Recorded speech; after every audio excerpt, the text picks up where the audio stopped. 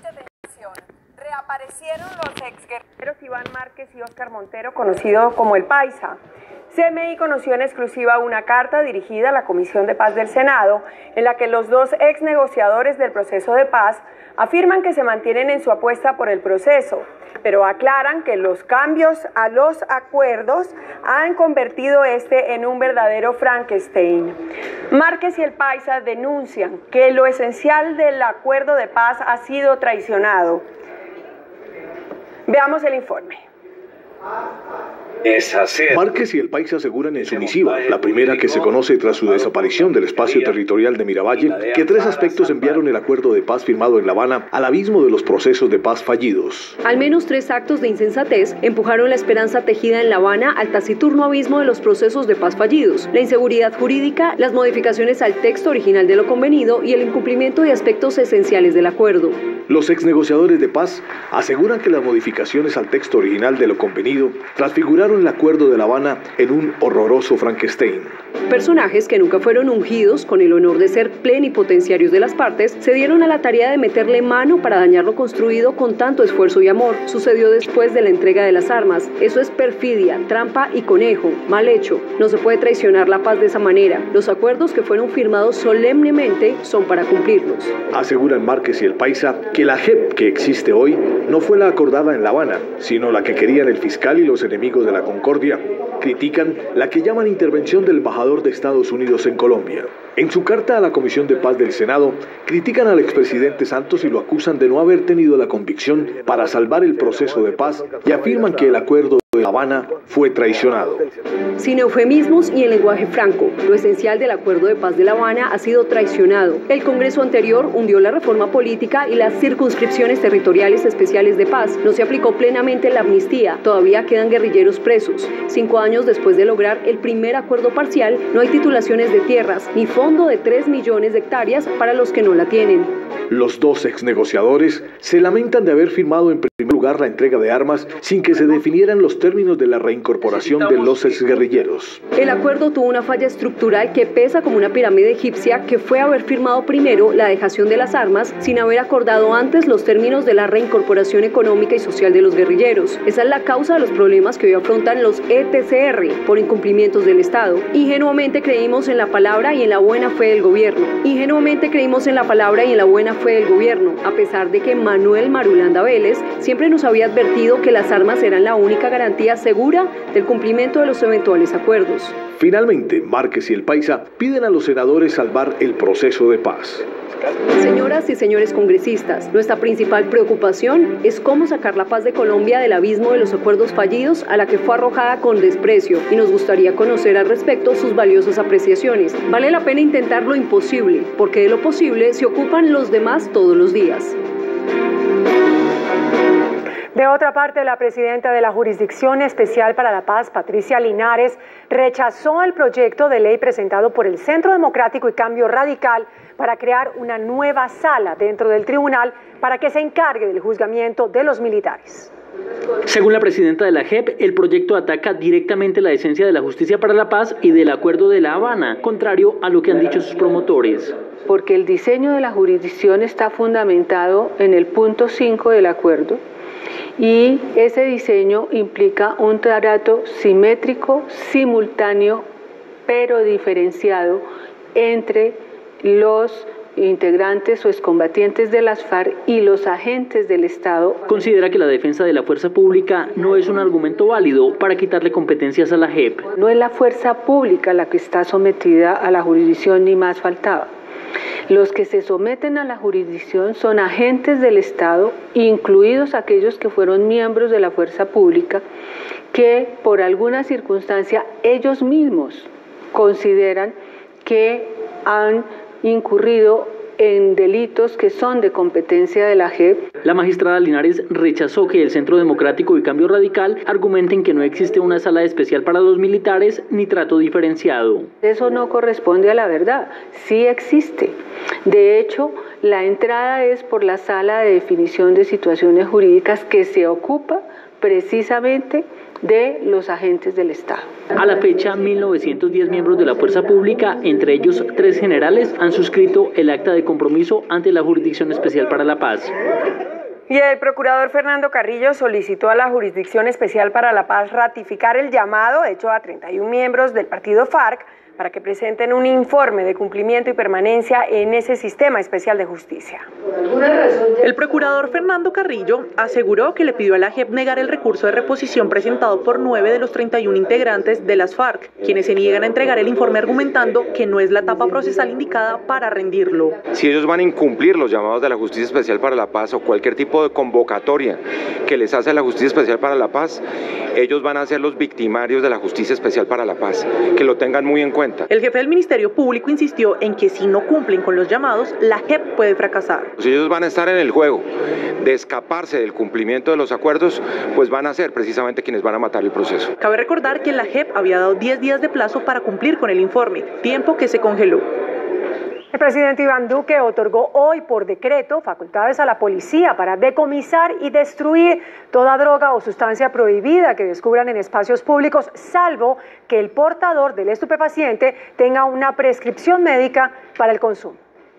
El decreto 1844 firmado hoy por el presidente Iván Duque le da facultades a la policía para que en cumplimiento de las normas legales y constitucionales que prohíben la tenencia en sitios públicos de cualquier cantidad de marihuana, cocaína, heroína, derivados de la amapola, drogas sintéticas y otras sustancias psicotrópicas, actúe conforme con el Código Nacional de Policía y de Convivencia, mediante el decomiso de cualquier cantidad, sea más o menos de la dosis mínima. Procederá a su inmediata destrucción mediante un proceso verbal inmediato. El presunto infractor será oído en descargos y el asunto lo resolverá el inspector de policía. Si es reincidente será multado, pero quien sea portador de más de la dosis mínima será judicializado. Se trata de quitarle la dosis y destruirla. ¿Por qué? Porque esas sustancias le hacen daño a la salud pública y le hacen daño a los niños y son sustancias prohibidas en el espacio público. El presidente Duque, que dijo que hoy es un día histórico para el país, advirtió que el objeto es perseguir la droga y no al adicto. Los alcaldes de Bogotá, Enrique Peñalosa, y de Cali, Mauricio Hermitage, respaldaron el decreto del gobierno para el decomiso de la droga en los espacios públicos. Los alcaldes de Bogotá y Cali consideran que ante el creciente aumento del consumo entre niños y jóvenes, el decreto para el decomiso y destrucción de la droga es necesario. Yo creo que este decreto, aunque de alguna manera restringe a los consumidores, pero es más importante lo que hacemos evitando que este mundo de muchachos sigan entrando a esta cosa, a este problema de la droga, de manera que yo lo veo importantísimo. Yo también creo que es un derecho constitucional para los demás poder ir al parque sin tener que estar oliendo marihuana de los demás que la están consumiendo. Ese es un derecho constitucional de nuestros niños. El gobernador de Arauca cree que el decreto no es suficiente, pero es un buen paso para combatir el consumo. Por su parte, los habitantes de Calle advirtieron que el decreto que ordena el decomiso de la dosis mínima podría aumentar los hechos de corrupción en la policía. Para los consumidores de sustancias psicoactivas, la medida del gobierno generará mayor corrupción en las autoridades. Le va a dar armas a los corruptos, policías corruptos, para cobrarle mayor impuesto a los jíbaros, porque ellos saben, ellos ya tienen estudios, saben dónde la producen, dónde la venden. Lo que ahora va a suceder es que la droga, que ahora se compra una bicha, ¿en cuánto? En 2.000 pesos, 2.500 pesos. ¿Ahora comenzará a costar cuánto? Hasta 5.000 pesos. O sea, lo que se hizo fue subir el precio. Los habitantes de Calle denunciaron que la policía ahora tendrá la autorización para agredirlos. Estas denuncias fueron hechas durante una audiencia pública en la antigua zona del Bronce, en Bogotá. A su regreso de Nueva York de la Asamblea de la ONU, el canciller Carlos Holmes Trujillo dejó claro que Colombia rechaza cualquier intervención militar contra Venezuela y anunció un proyecto de ley para crear políticas migratorias y de seguridad en la frontera. El canciller aclaró que la posición de Colombia frente a Venezuela es la de agotar los mecanismos diplomáticos existentes y rechazó cualquier intervención armada en el vecino país. acudir a mecanismos políticos y diplomáticos, conjuntamente con otras naciones integrantes de la comunidad democrática, para contribuir a crear condiciones que den lugar a que el hermano pueblo de Venezuela pueda vivir otra vez en democracia y libertad. Holmes señaló que en los próximos días presentará un proyecto de ley en el Congreso en materia migratoria en el país, que estará sustentado en 8 títulos, entre los que se encuentra la reglamentación para la entrada y salida del país. Se ha trabajado de manera que permita que la ley migratoria se adapte cuando las dinámicas migratorias cambien en el futuro. En la serie de cambios también estará la nacionalidad colombiana y los trámites y servicios para esta población.